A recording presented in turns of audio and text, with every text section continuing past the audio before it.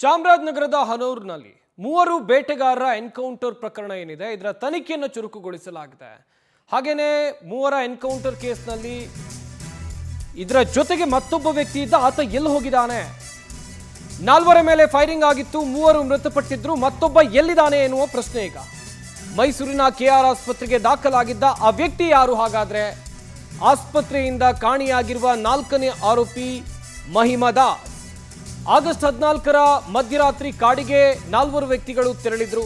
Anthony ಸ್ವಾಮಿ, Peter Kumar ಮತ್ತು Mahima Das. August 15ರ ಬೆಳಗಿನ ಜಾವ ಗುಂಡು ಹಾರಿಸಿದ್ರು ಅರಣ್ಯಾಧಿಕಾರಿಗಳು ತಮ್ಮ ಆತ್ಮರಕ್ಷಣೆಗೆ ಅಂತ ಅವರು ಹೇಳ್ತಾ ಇರೋದು. ಶೂಟ್ ಮಾಡಿದ್ದ ಅರಣ್ಯ ಇಲಾಖೆ ಅಧಿಕಾರಿಗಳು ಯಾರು?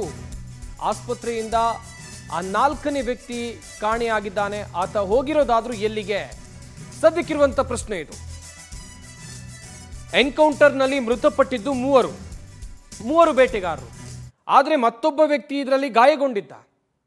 ಆತನನ್ನ ಮೈಸೂರಿನ ಆಸ್ಪತ್ರೆಗೆ ದಾಖಲು ಮಾಡಲಾಗಿತ್ತು. ದಾಖಲು ಮಾಡಿ ಚಿಕಿತ್ಸೆಯನ್ನು ಕೊಡಿಸಿ ಆತನನ್ನ ಡಿಸ್ಚಾರ್ಜ್ ಮಾಡಲಾಗಿತ್ತು. ಆದರೆ ಆ ವ್ಯಕ್ತಿ ಈಗ ಕಾಣ್ತಾ ಇಲ್ಲ. ಆತ ಎಲ್ಲಿಗೆ ಹೋದ? ಏನಾಗಿದ್ದಾನೆ? ಹೀಗೆ ಅನೇಕ ಪ್ರಶ್ನೆಗಳು ಇಲ್ಲಿ ಹುಟ್ಟಿಕೊಳ್ತಾ ಇದೆ.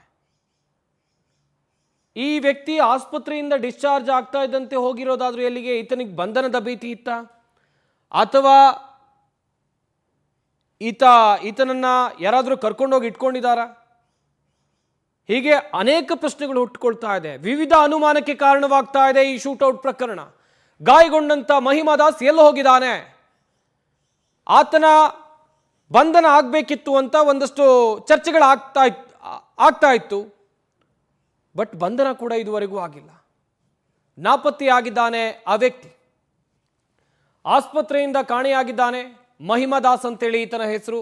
ಆಗಸ್ಟ್ 14ರ ಮಧ್ಯರಾತ್ರಿ ಈತ ಕಾಡಿಗೆ ತೆರಳಿದ್ದ. ಅಂತೋನಿ ಸ್ವಾಮಿ, ಪೀಟರ್ ಹಾಗೆಯೇ ಕುಮಾರ್, ಇವರ ಜೊತೆಯಲ್ಲಿ ಈ ಮಹಿಮಾ ದಾಸ್ ಕೂಡ ಇದ್ದ. ಈ ಮೂವರ ಎನ್ಕೌಂಟರ್ ಆಗುತ್ತೆ. ಮಹಿಮಾ ದಾಸ್ಗೆ ಗಾಯ ಆಗುತ್ತೆ. ಆತನನ್ನ ಆಸ್ಪತ್ರೆಗೂ ಕೂಡ ದಾಖಲು ಮಾಡಲಾಗುತ್ತೆ.